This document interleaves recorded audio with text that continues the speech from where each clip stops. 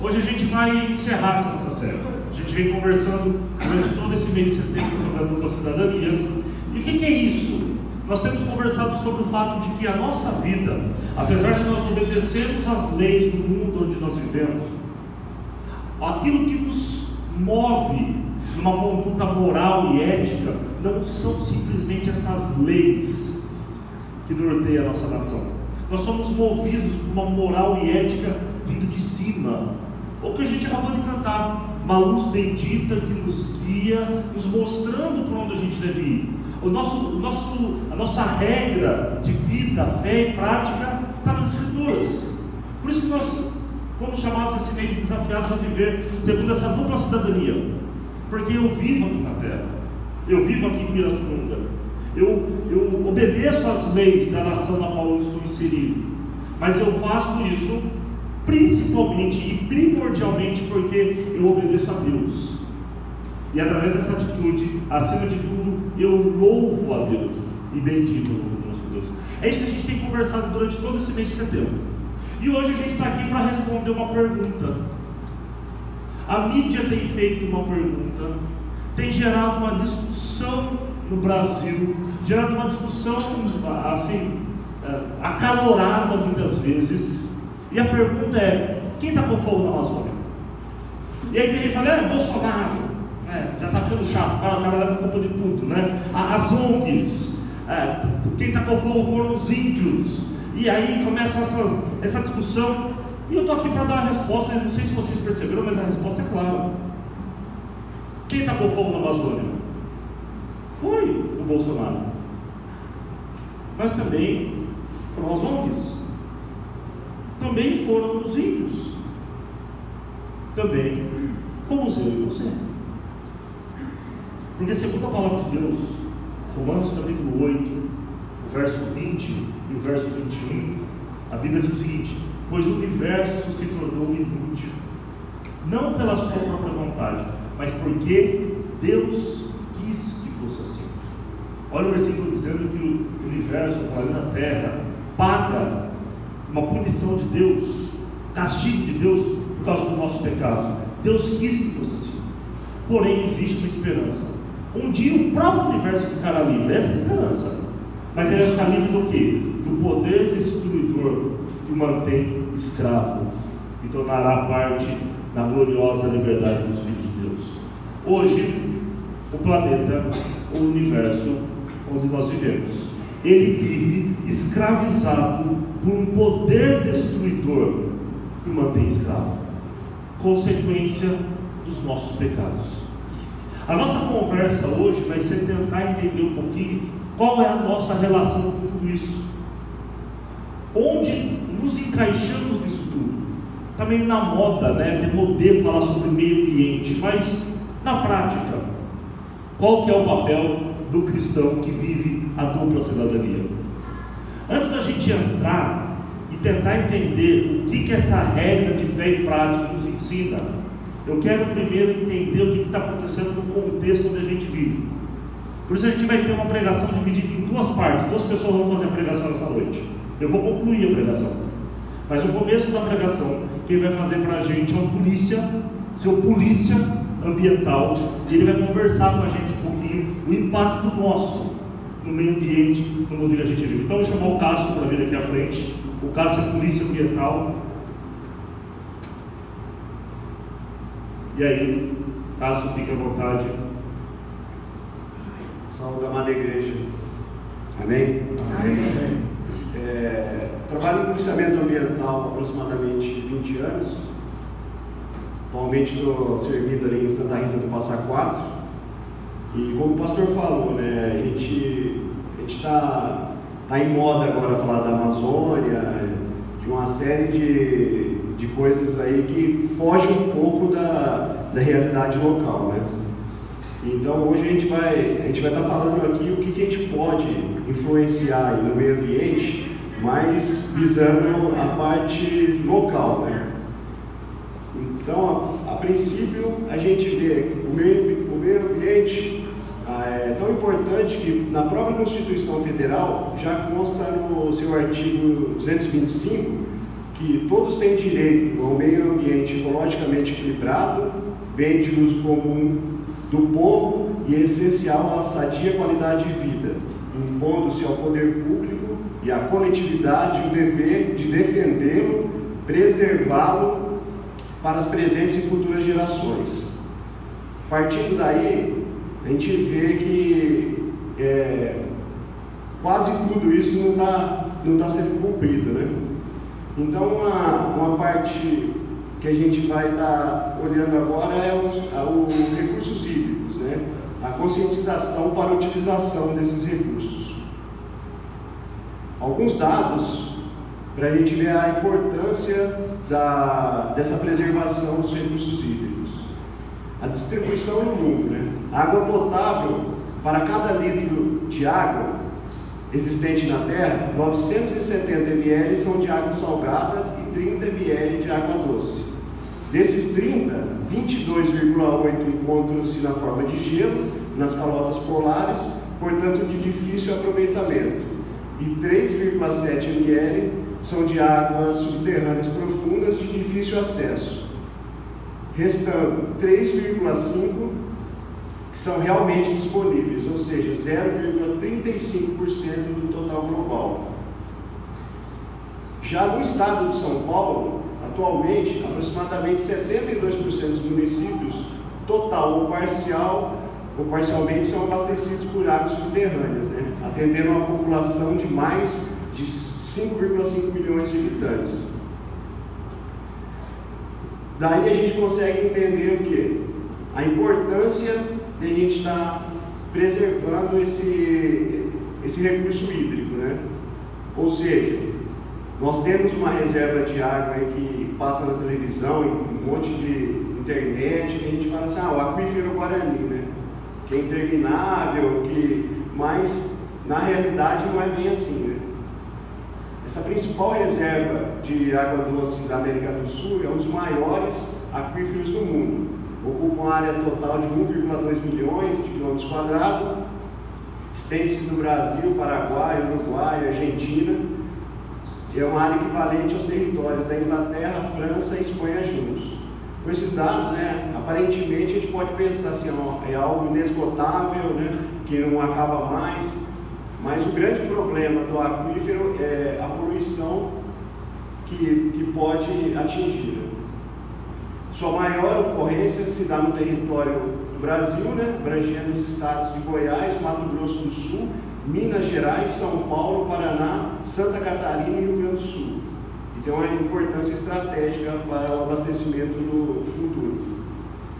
Só que o grande problema, inclusive na nossa região, que é uma área de reabastecimento do aquífero, é o caso de a gente estar poluindo esse aquífero. Então, por conta desses dados aí que eu passei, a gente tem várias medidas, né, para tentar sanar um pouco esse problema, de forma de economizando essa água. Um exemplo é um banho demorado pode significar um gasto de 100 a 180 litros de água. A gente multiplica esse valor pelo número de pessoas que vivem na casa e você verá que aproximadamente, né, sua família terá usado o mesmo que se espera de uma pessoa gaste em um mês, isso só com um banho. O homem como modificador do meio ambiente. Com essa pressão de crescimento populacional, a gente pode prever aí, se não houver medidas, né, para sanear esse problema de conscientização ambiental, num futuro aí bem próximo, o planeta vai entrar no caos, né? A gente vê aqui no ano de 1804, a população mundial era de 1 bilhão de pessoas. Aí no ano de 2000, 6 bilhões. E uma previsão aí para 2050 de 9,7 bilhões. Causando dessa forma poluição das águas, do ar, do solo e até mesmo poluição visual. Outro grande problema que a gente encontra é o lixo, né? O descarte irregular, que muitas vezes ele vai para o meio ambiente de forma de forma errada, né? O lixo é um dos principais poluentes do ambiente, né? O lixo urbano é composto de diversos materiais degradáveis, como restos de comida, materiais não degradáveis também, como o plástico, que é o pior, né? E que levam centenas de anos para se decompor. Então a gente pode ver um exemplo aí do lixo descartado de forma irregular, né? Vai indo para os mananciais e é um problema aí de difícil solução. A destinação mais comum é o aterro sanitário, né? Que também é algo que o ideal seria uma solução de você estar reciclando esse lixo de forma mais eficaz para que deixasse de ir para esse aterro, né? Porque o lixo no aterro ele é acondicionado em forma de camadas, né? Eles ocupam grandes áreas e o tempo de vida dele é curto também, né? Então não é uma solução viável.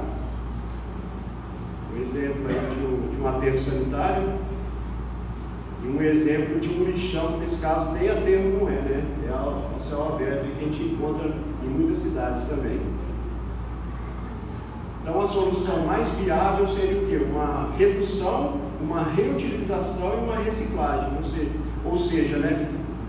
Deixar desse lixo chegar nesses aterros, né? Proposta para amenizar os efeitos dessas degradações, temos que políticas públicas e privadas, né? O ideal seria uma maior educação socioambiental, pesquisas, né, por parte de políticas públicas, né, com tecnologias mais limpas e geração de fontes renováveis, né? E a inclusão social. A racionalização do uso da água, difundir práticas responsáveis de consumo, implantar medidas de economia, otimizando as instalações e a substituição de equipamentos mais apropriados para evitar desperdício. E a cobrança pelo uso da água, né? Essa cobrança que não seria essa cobrança que a gente recebe nas casas, né? Mas seria uma cobrança aí de grandes consumidores, né? Indústrias, né? Agricultura. Então, o desenvolvimento sustentável é um modelo de desenvolvimento que busca compatibilizar o atendimento das necessidades sociais e econômicas do ser humano com as necessidades de preservação do ambiente, de modo que assegure a sustentabilidade, né, da vida na Terra para as gerações presentes e futuras.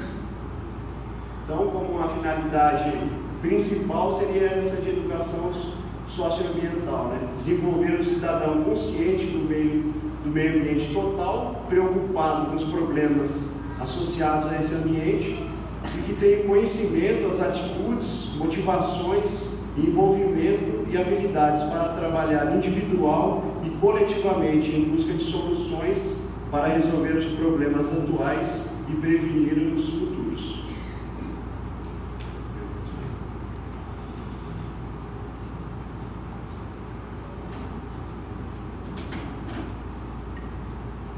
Obrigado, hein? Deus abençoe. Nós estejamos orando pelo Cássio, o trabalho dele como polícia e tudo mais. Você viu que há uma lei, há medidas públicas e privadas para que haja um respeito, há algo que se fazer.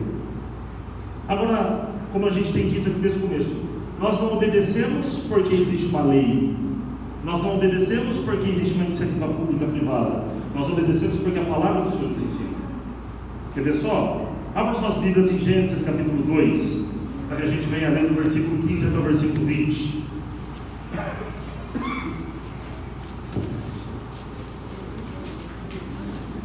Gênesis capítulo 2, do verso 15 até o verso 20.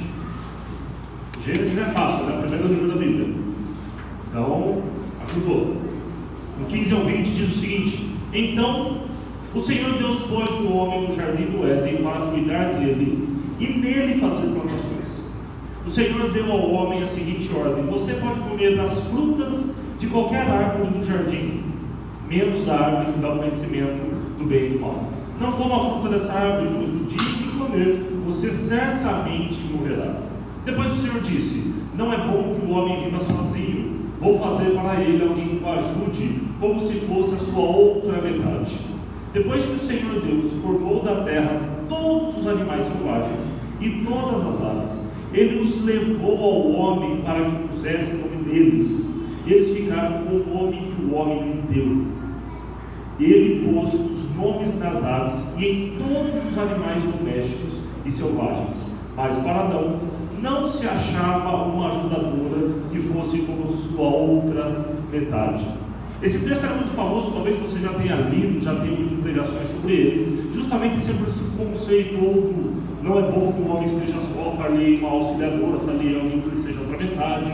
Ou então, quando a gente olha para esse texto, o mandamento do Senhor para o homem e a mulher, não coma do fruto do conhecimento do bem e do mal. Mas hoje eu quero olhar para esse texto e tentar entender um pouquinho um versículo do capítulo anterior de Gênesis, o versículo 28 do capítulo anterior, que gera uma certa confusão.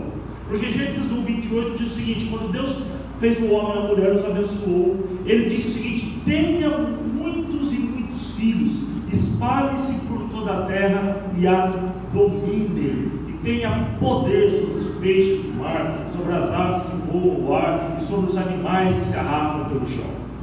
Muitas vezes essa palavra dominem, a gente pega e a gente interpreta isso no contexto que a gente vive hoje. Quando a gente pensa em domínio nos dias de hoje, a gente pensa quase que num domínio que é conquistado pela força, um domínio que é conquistado por aquele que pode mais. E aí tem até o ditado, né? Aquele que pode mais chora menos, porque eu domino. Interessante que o capítulo 2, ele vai trazer justamente uma explicação do que significa esse domínio. Porque quando a Bíblia fala de domínio, é o mesmo domínio que Cristo tem pela sua igreja, onde Cristo é o cabeça da igreja, mas o domínio que Cristo tem pela sua igreja é o domínio do qual ele serve a sua igreja. O capítulo 2, quando vai falar sobre esse domínio, vai destrinchar um pouquinho melhor o que significa isso. É justamente isso que ele nos ensina. Dá uma olhada no versículo 15 do capítulo 2. Então o Senhor Deus pôs o homem no jardim do Éden para cuidar dele. Olha aí a ênfase do cuidado com o jardim. E não é só com o jardim. Dá uma olhada no versículo 19. Depois que o Senhor Deus formou da terra todos os animais selvagens e todas as aves, ele os levou ao homem para que pusesse nome neles. E eles ficaram com o nome que o homem lhes deu. Deixa eu fazer uma pergunta. Quem que escolheu o nome do seu filho? Ou quem que escolheu o seu nome?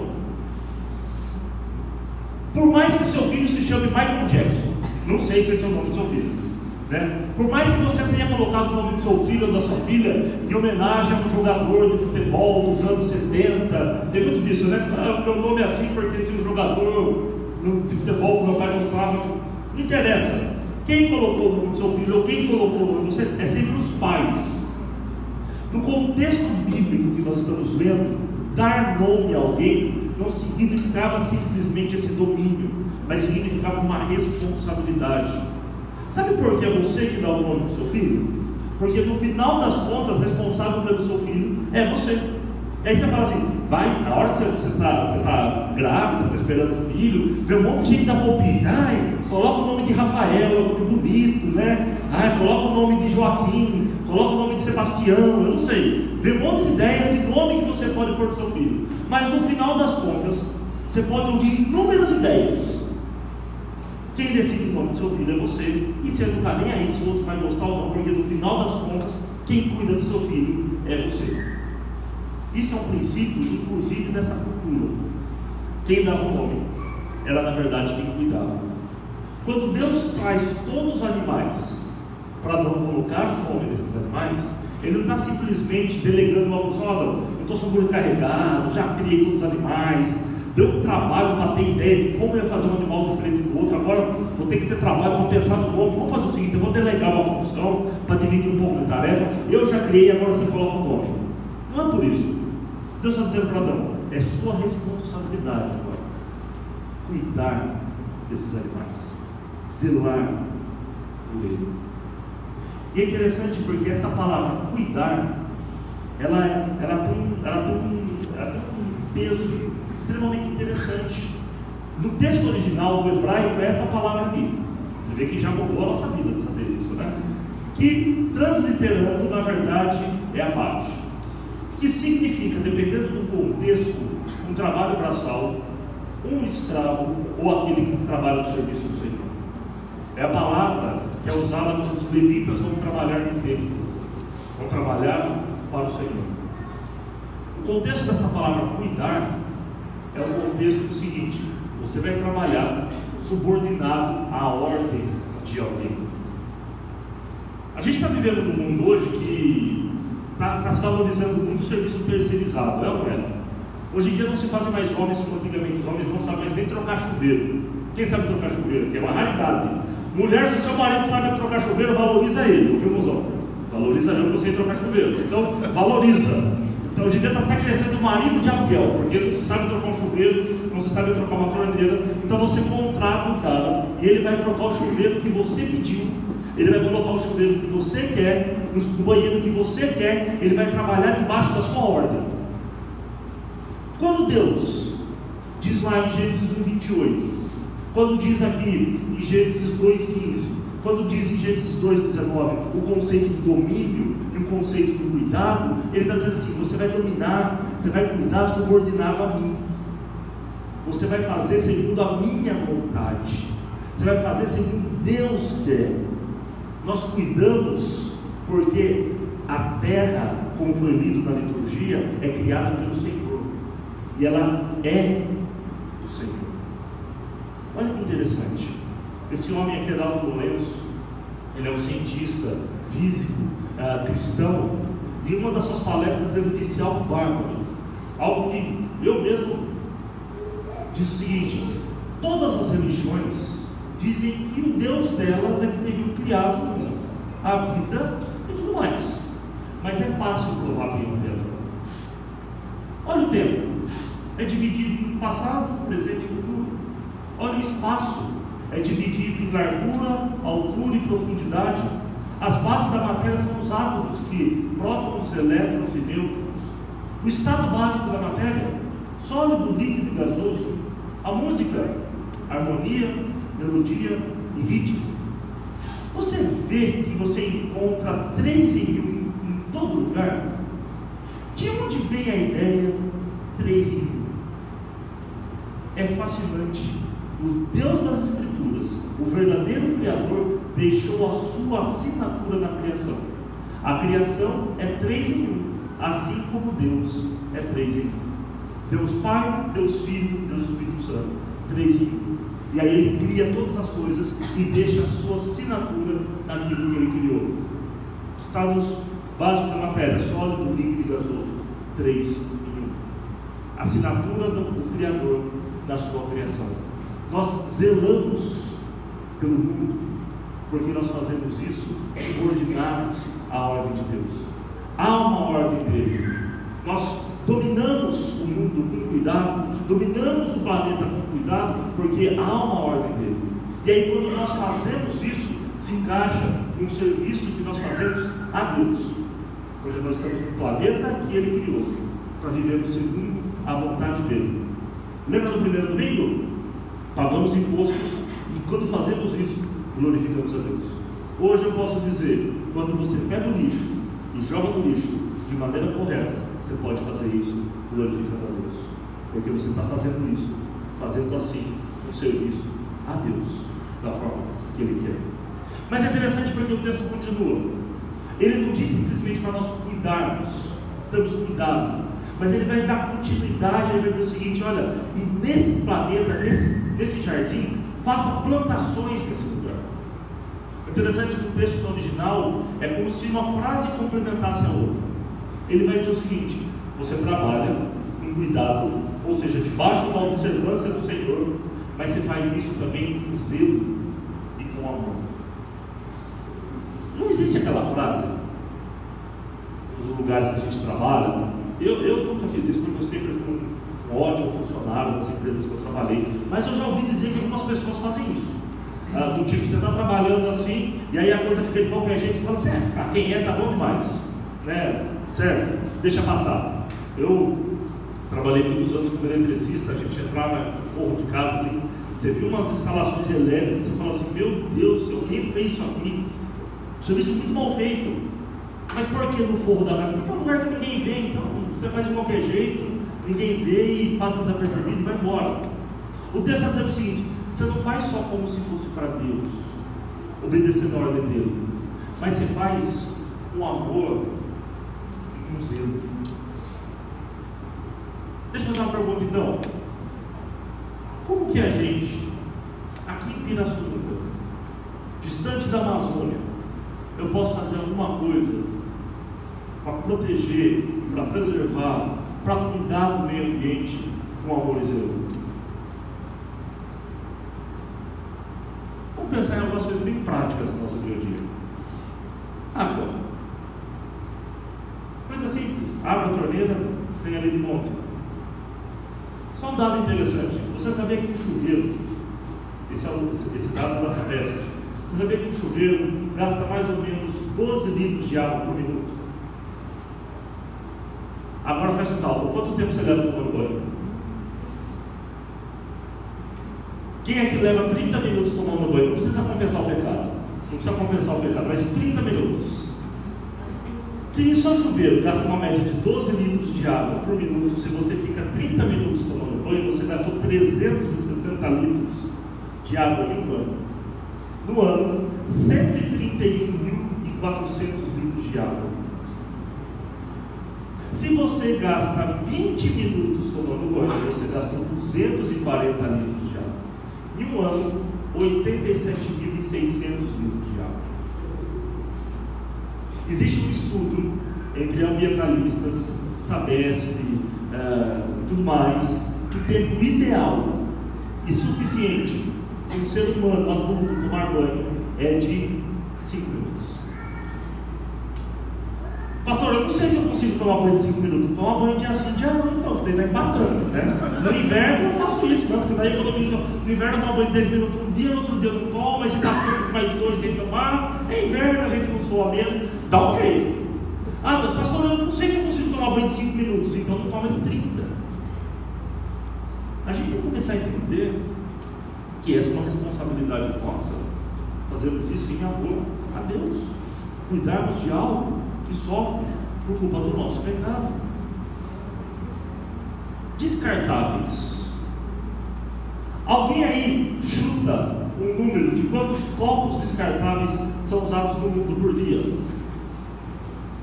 Sei lá, pensa no número aí. 1 milhão. 1 milhão. O Wilson chutou 1 milhão. Quem dá mais? Mais do que 1 milhão de copos descartáveis no mundo por dia. 1 trilhão? Não, 1 trilhão não, menos. Por dia, no mundo, são usados cerca de 720 milhões de copos descartáveis. 1.500 toneladas disso desperdiçados por dia. 80% da poluição do oceano. Há um cálculo dizendo que se continuarmos nesse nível de utilização de copos descartáveis, daqui 30 anos haverá mais plástico do que peixe no oceano. Como que a gente resolve isso? A nossa igreja não tem copo descartável, a gente usa, mas você podia começar a trazer uma garrafinha para a igreja. Resolvia vários problemas. Um deles, parar de deixar copinho plástico nas capas da cadeira. Isso é uma bronca à parte, tá? Né? Mas você não começa a trazer uma garrafinha dessa na igreja?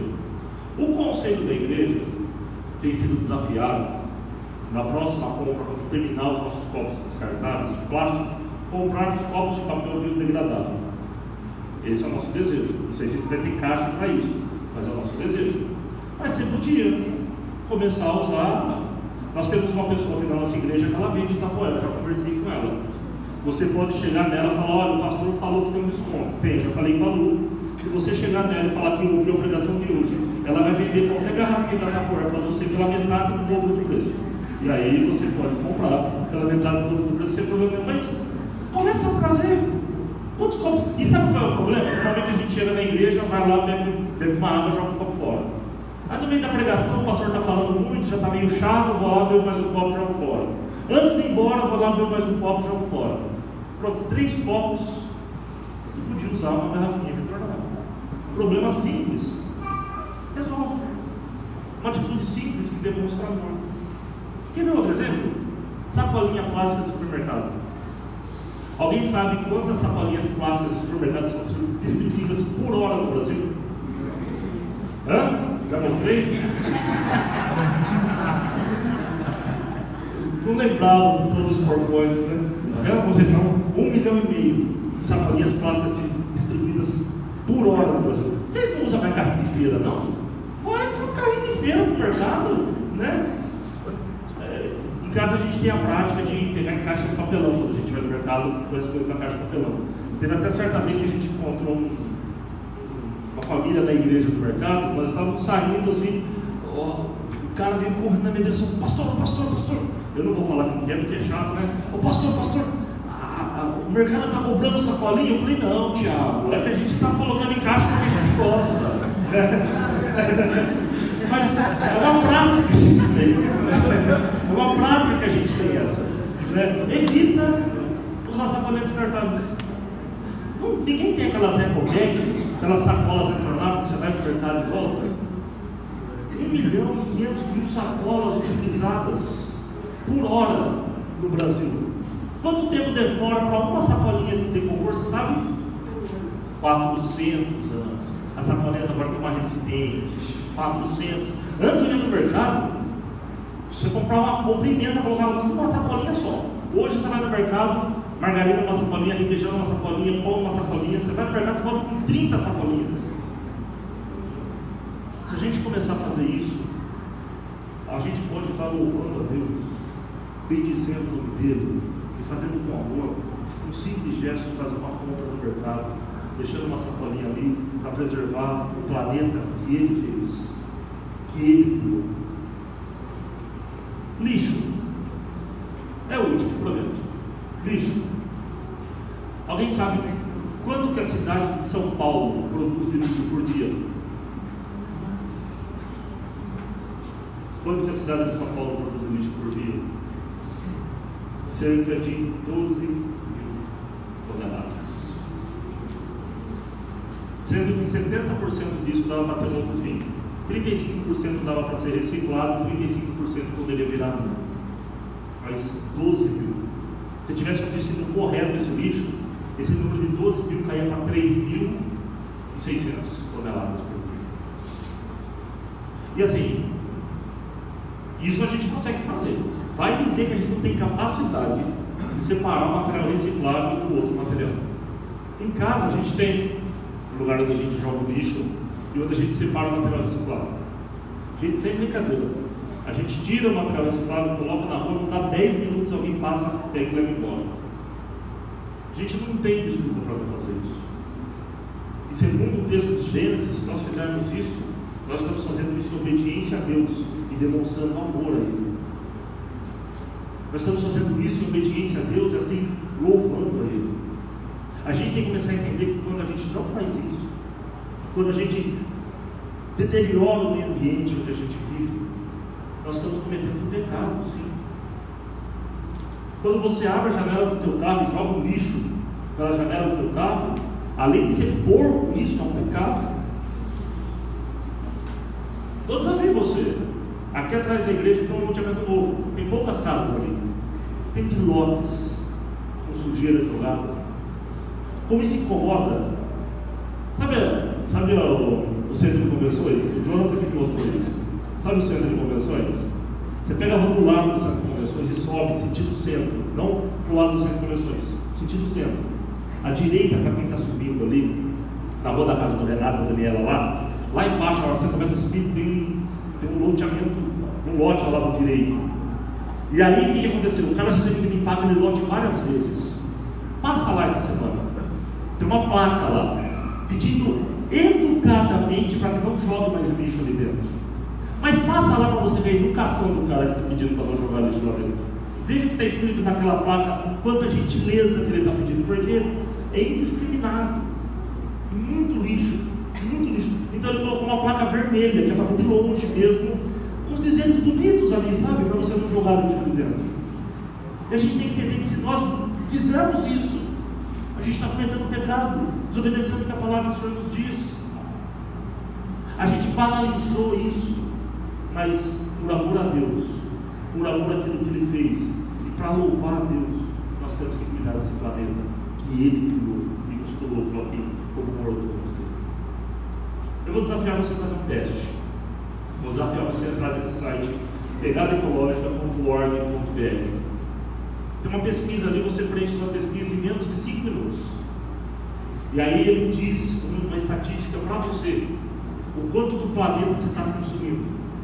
Eu fiz essa estatística.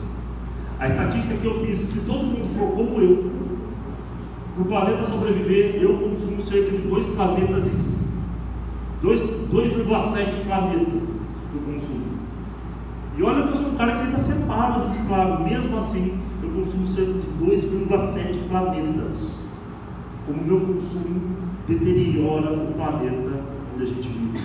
Vou precisar orar, porque uma das coisas que ele falou, vou ter que mudar minha alimentação, eu não gosto de comer carne, né? Então Deus vai ter que me ajudar nessa parte. Mas nós somos chamados a sermos mordomos aqui nesse planeta. Para assim nós fazemos o quê? Obedecermos a Deus e louvarmos a Ele no amor. Dupla cidadania. Mas esse Deus é tão bom, que o texto de Romanos, quando ele fala que nós, por causa do nosso pecado, o planeta está preso como escravo por um poder destruidor, por um poder aniquilador, mas ele está dizendo que a morte de Cristo na cruz traz esperança para o planeta, no qual um dia ele ficará livre e tomará parte da gloriosa liberdade também. A morte de Cristo na cruz foi para mim, foi para você, mas esse planeta onde nós estamos destruindo, Deus há de restaurar esse planeta. Apocalipse diz o seguinte, João tem uma visão e fala, eis que vi novos céus e nova terra. É interessante que no texto original, a palavra grega para novo céu e nova terra é algo que foi reformado, algo que Deus pegou, reformou e entregou agora para o povo. O texto de Romanos diz, vocês estão destruindo, principalmente por culpa do pecado. A terra ela não vai suportar. Existe um dado estatístico, quanto tempo nós levamos para consumir o que a terra produz naturalmente em um ano. Há uns 15 anos atrás, chegava no mês de outubro, o planeta Terra tinha consumido tudo o que deveria durar um ano que a Terra produz naturalmente. No ano de 2019, esse ano que nós nos encontramos, nós consumimos do planeta Terra o que ele produz naturalmente em um ano, no dia 29 de julho. Quase na metade do ano a gente já consumiu o que a Terra produz naturalmente por um ano inteiro. Um dia isso vai acabar.